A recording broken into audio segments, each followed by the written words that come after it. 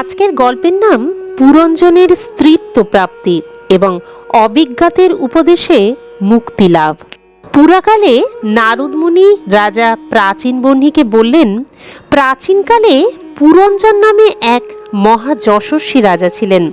তার অবিজ্ঞাত নামে এক বন্ধু ছিলেন। কেউই তার ক্রিয়াকলাপ জানতে পারত না। প্রভাবশালী রাজা পুরঞ্জন নিজের বাসযোগ্য স্থানের সন্ধানে সমগ্র পৃথিবীতে ঘুরেছিলেন। অবশেষে তিনি হিমালয় পর্বতের দক্ষিণে সানুদেশে এক নবদ্বারযুক্ত নগর দেখতে পেয়েছিলেন।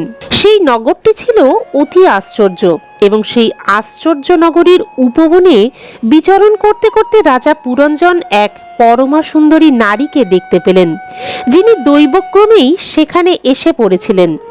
তার সঙ্গে 10 জন অনুচর ছিল, যারা প্রত্যেকেই 100 জন করে নায়িকার অধিপতি ছিল। সেই স্ত্রী লোকটির দ্বারপাল এক পঞ্চফণাযুক্ত সাপ তার সঙ্গে থেকে তাকে সব দিক থেকেই রক্ষা করছিল। নবযৌবনশালিনী সেই সুন্দরী বিবাহের জন্য উত্তম পুরুষের অন্বেষণে ছিল। রাজা পুরঞ্জন সেই নারীকে বিবাহ প্রস্তাব দিলে তার সেই সম্মতিতে বিবাহ করে তারা একসাথে সেই দম্পতি পরস্পর সম্মতিক্রমে সেই পুরীতে প্রবেশ করে 100 বৎসরকাল আনন্দে উপভোগ করতে লাগলেন। একসময় সেই পুরঞ্জনপুরী চণ্ডবেগ নামে এক গন্ধর্ব রাজার আক্রমণে বিধ্বস্ত হয়ে পড়ে এবং রাজাও সেই জন্য দুশ্চিন্তাগ্রস্ত হয়ে পড়েছিলেন। অবশেষে কালকন্যা জরা তাকে তার ভয়ঙ্কর বাহুপাশে বদ্ধ করলে সেই রাজার সমস্ত শ্রী অন্তর্হিত হয়ে গেল। বিষয়ভোগে আসক্ত হওয়ায় অত্যন্ত দীন ভাব প্রাপ্ত হলেন তিনি এবং তার বিবেক বুদ্ধিও তখন নষ্ট হয়ে গেল। এইভাবেই মহাবলশালী যবনরাজ কর্তৃক বলপূর্বক রাজা পুরঞ্জন অজ্ঞানে আবিষ্ট হয়ে তার হিতৈষী পুরাতন বন্ধু অবিজ্ঞাতকে স্মরণ না করেই হৃদয়ে স্ত্রী চিন্তা করতে করতেই পরবর্তী জন্মে তিনি রাজশ্রেষ্ঠ বিদর্ভ নৃপতির গৃহে পরমা সুন্দরী কন্যারূপে জন্ম নিলেন। সেই বিদর্ভ নন্দিনী যখন বিবাহযোগ্য হলেন, তখন বিদর্ভরাজ তাকে বীর্য শুক্লা রূপে, অর্থাৎ যিনি সর্বশ্রেষ্ঠ বীর রূপে নিজেকে প্রমাণিত করতে পারবেন, তিনি এই কন্যার পতি হবেন, এই রকম ঘোষণা করলেন।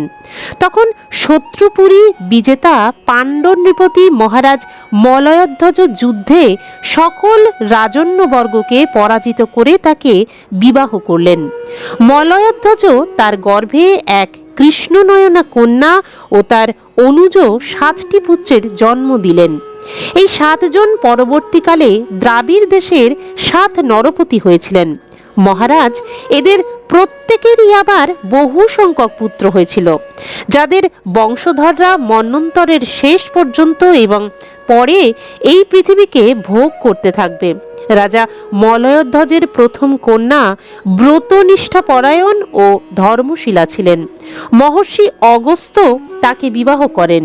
রাজর্ষি মলয়ধ্বজ কালক্রমে পুত্রদের মধ্যে সমগ্র পৃথিবীর শাসনভার বন্টন করে দিয়ে ভগবান শ্রীকৃষ্ণের আরাধনার ইচ্ছায় মলয় পর্বতে গমন করেন। তখন জ্যোৎস্না যেমন চন্দ্রের অনুসরণ করে থাকে, ঠিক তেমনি মদির নয়না বৈদর্ভী নিজ গৃহ, পুত্র এবং ভোগসমূহ পরিত্যাগ করে সেই পাণ্ডরাজের অনুগমন করলেন। সেই মলয় পর্বতে চন্দ্রবসা, তাম্রপর্ণী এবং বটদকা নামে 3টে নদী ছিল। তাদের পবিত্র জলে স্নান করে মলয়ধ্বজ প্রতিদিন শরীর এবং অন্তঃকরণকে নির্মল করতেন। সেখানে তিনি কন্দ, বীজ, মূল, ফল, পুষ্প, পত্র, তৃণ এবং জল গ্রহণের দ্বারা শরীর ধারণ করে কঠোর তপস্যায় রত হলেন। এর ফলে ক্রমশ তার শরীর অত্যন্ত কৃশ হয়ে গেল। তিনি সর্বত্রই সমদৃষ্টি সম্পন্ন হয়ে শীত, উষ্ণ, বর্ষা, বায়ু, ক্ষুধা, পিপাসা, প্রিয় অপ্রিয়, সুখ ও দুঃখ প্রভৃতি সকল দ্বন্দ্বকে জয় করলেন। তপস্যা এবং উপাসনার দ্বারা বাসনা সমূহকে নির্মূল করে এবং ইয়ম নিয়মাদির সাহায্যে ইন্দ্রিয়, প্রাণ এবং মনকে বশীভূত করে তিনি পরব্রহ্মে আত্মাকে সমাহিত করলেন। এই প্রকারে 100 দিব্য বৎসর তিনি স্নায়ুর মতন নিশ্চলভাবে এক স্থানে অবস্থান করছিলেন। এই সময় ভগবান বাসুদেবে সমগ্র চিত্তের অনন্যা রতি জন্মানোর ফলে অপর কোনো বস্তু বা বিষয়ের বোধই তার ছিল না।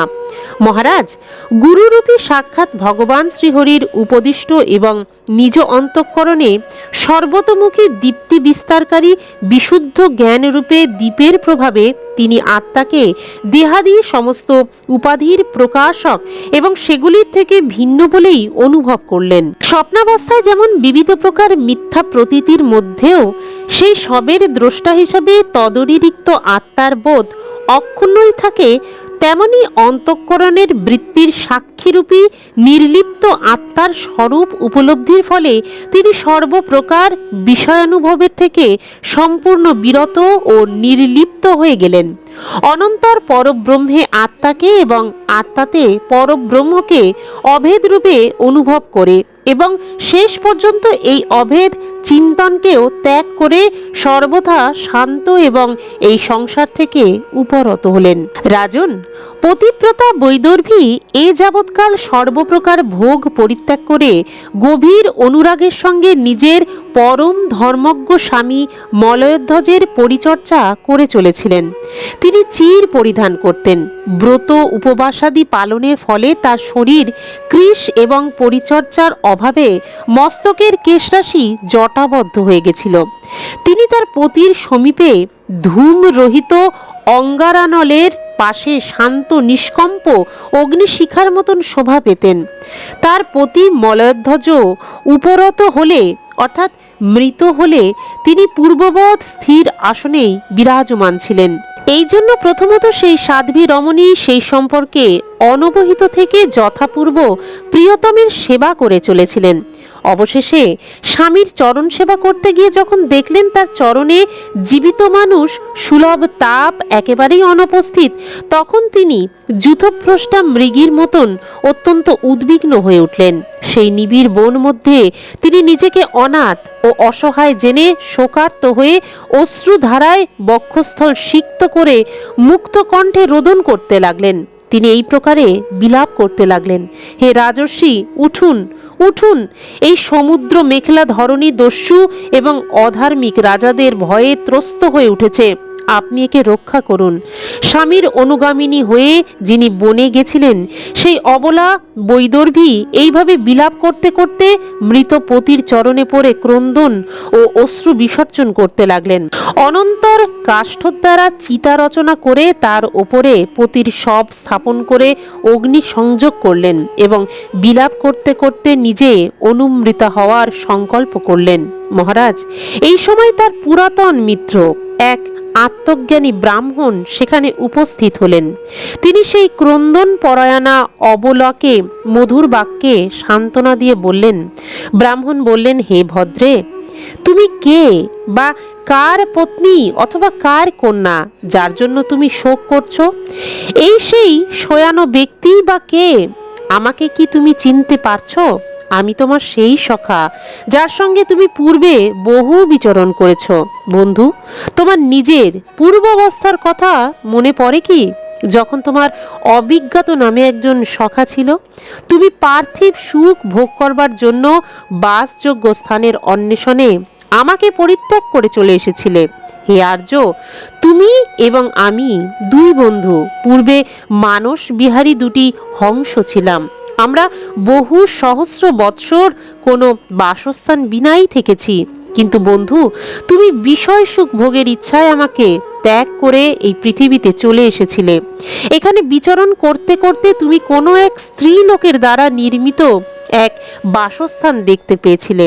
সেখানে 5টি উদ্যান, 9টি দ্বার, একজন রক্ষক, 3টি কোষ্ঠ, 6টি কুল এবং 5টি বিপণন স্থান ছিল। সেটি 5 উপাদান কারণের দ্বারা নির্মিত এবং একজন স্ত্রীলোক তার অধিকারিণী। হে প্রভাববান, শোন, পূর্বোক্ত 5টি উদ্যান প্রকৃতপক্ষে ইন্দ্রিয় সমূহের 5টি বিষয়, 9টি ইন্দ্রিয় ছিদ্রই 9 দ্বার, তেজ, জল এবং অন্ন এই তিনটি প্রকোষ্ঠ এবং মন এবং 5 জ্ঞানেন্দ্রিয়, এই 6টি বৈশ্যকুল ক্রিয়া শক্তিরূপ কর্মেন্দ্রিয় সমূহই সেই 5 বিপণন স্থান পঞ্চভূত তার 5 অব্যয় উপাদান কারণ এবং বুদ্ধিশক্তি আর অধীশ্বরী। এই নগর এমনই যে জীব এখানে প্রবেশ করলেই অজ্ঞান বা মোহের দ্বারা আবিষ্ট হয়, নিজের স্বরূপ বিস্মৃত হয়। ভ্রাত, তুমি সেই নগরে সেই স্ত্রীলোকের মায়ায় আবদ্ধ হয়ে তারই সঙ্গে সুখ ভোগে মত্ত থেকে নিজের ব্রহ্মস্বরূপতা সম্পূর্ণ বিস্মৃত হয়েছিলে এবং তার সঙ্গ হেতুই তোমার এই দুর্দশা হয়েছে। প্রকৃতপক্ষে তুমিও বিদর্ভার রাজকন্যা নও, এই বীর মলয়ধ্বজও তোমার স্বামী নন। নবদ্বারযুক্ত পুরী যে তোমাকে অবরুদ্ধ করে রেখেছিল, সেই পুরঞ্জন পতিও তুমি নও। তুমি পূর্বজন্মে নিজেকে পুরুষ বলে মনে করতে, এখন নিজেকে সতী বলে ধারণা করছো। এই সবই আমার সৃষ্ট মায়ার ফল। প্রকৃতপক্ষে তুমি পুরুষও নয়, স্ত্রীও নয়। আমরা দুজন তো দুটি হংস, নিরঞ্জন জীবাত্মা এবং পরমাত্মা। আমাদের প্রকৃত স্বরূপ অনুভব করো হে মিত্র। আমি ঈশ্বর, যে তুমিও সেই জীব।